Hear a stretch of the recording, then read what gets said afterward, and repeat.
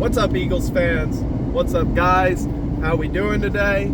Feeling good? Been doing some thinking. Second video in 2 days. Let's hope we can stick with this. I'm feeling good about this format. Enough of all that. All right, let's get into it.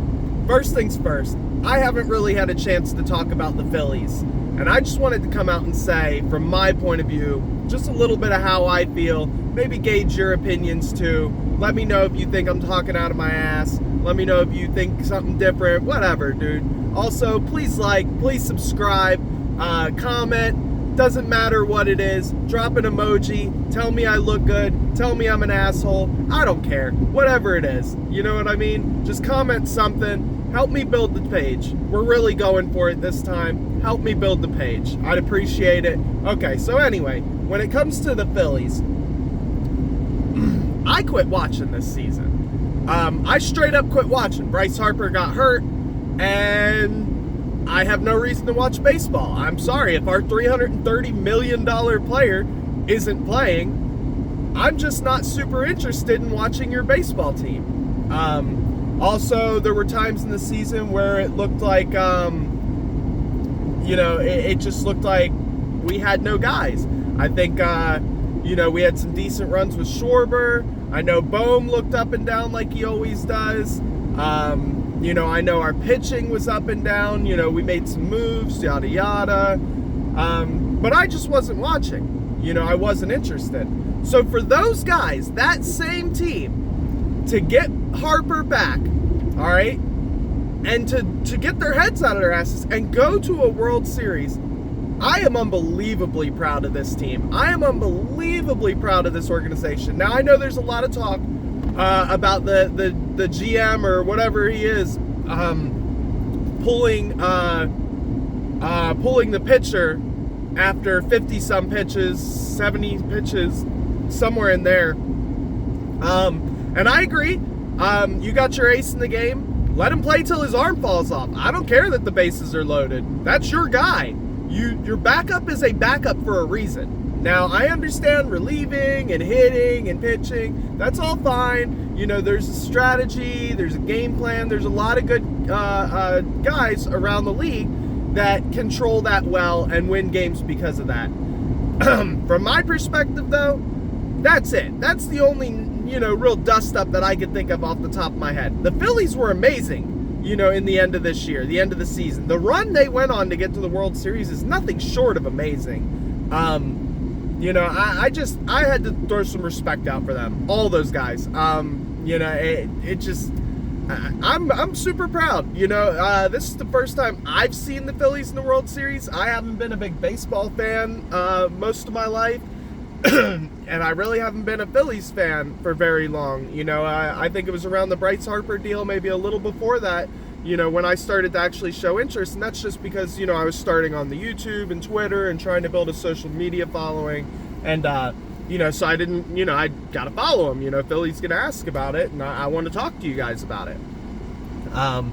So enough of that, proud of the Phillies. Let's see what they can do next year. Hopefully they can come back in a big way, add some more, add some pieces, make some moves, do some more, and hopefully they keep us interested, because this was a fun way to end the year for them. This definitely built a lot of hope.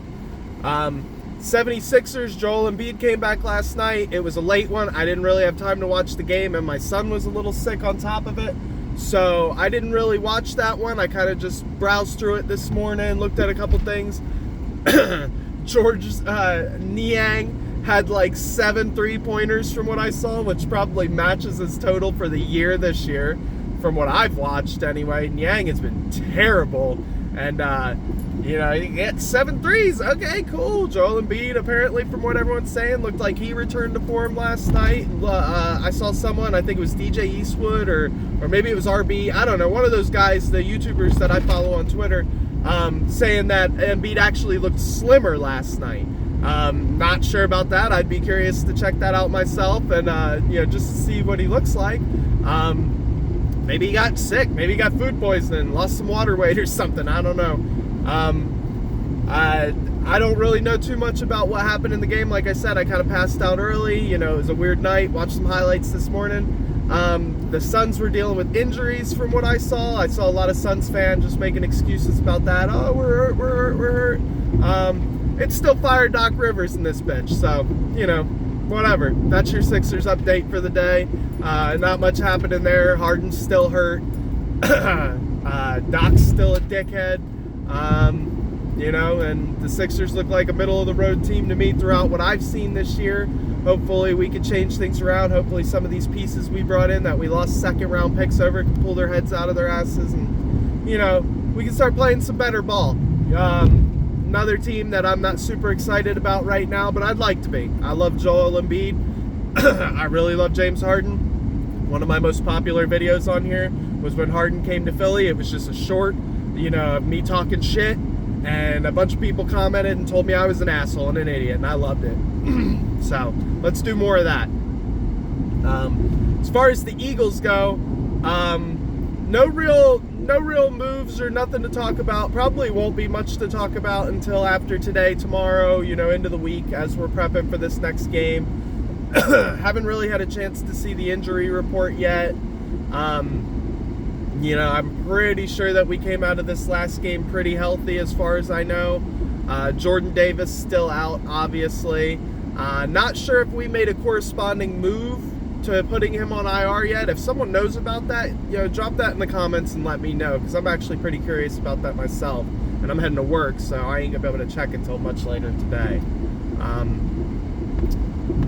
But yeah, heading into this next game, Commanders, Eagles, it's going to be a good one. The Commanders are kind of backed into a corner. They really showed that they can put up a fight. They can play with defense, run the ball, just kind of let the clock run. I think if Heineke doesn't make that one mistake, we're talking about a very different game. So that's a game they could have won. I almost wish they would have won, just because them losing such a close game, I feel like they come into this one and they really put up a fight because they don't want to lose back-to-back for Riverboat Ron. They've been fighting hard for him all year, throughout the quarterback controversy, throughout all the drama, throughout all the problems, throughout their owner being just an absolute piece of shit, Dan Snyder. I'm talking to you, human fucking garbage. Absolute piece of shit. Fix your stadium. Why do fans got shit pouring down on them when they come to your stadium to go to watch a game? They pay you to come to that stadium, and that's the stadium you give them. That's the way you treat your fans. Yeah, great guy. Sorry about that. Anyway, they don't want to lose 2 in a row for Riverboat Ron. They're trying really hard to, just make their push, and just keep growing as a team, and that's all fine. But had they won last week, I feel like maybe we could have caught them slipping. Hey, they just beat a really good team, blah, blah, blah. And now they're going to let their guard down and we can just kind of dog walk them. Nah, I don't think that's going to be the case this week. I think this is going to be a battle. I think it's going to be a fight. I think Nick Sirianni, Shane Steichen, those guys need to come together with a game plan. Jack Del Rio is not a great head coach. He is a fantastic defensive coordinator. All right, him and Riverboat Ron work great together. All right, we are going to lose the game eventually this season. I do not want it to be the Foreskins. I cannot deal with that if it's them. I will lose my mind. I think that we need to come into this game, and Jalen Hurts needs to just continue to do what he's done. Take over.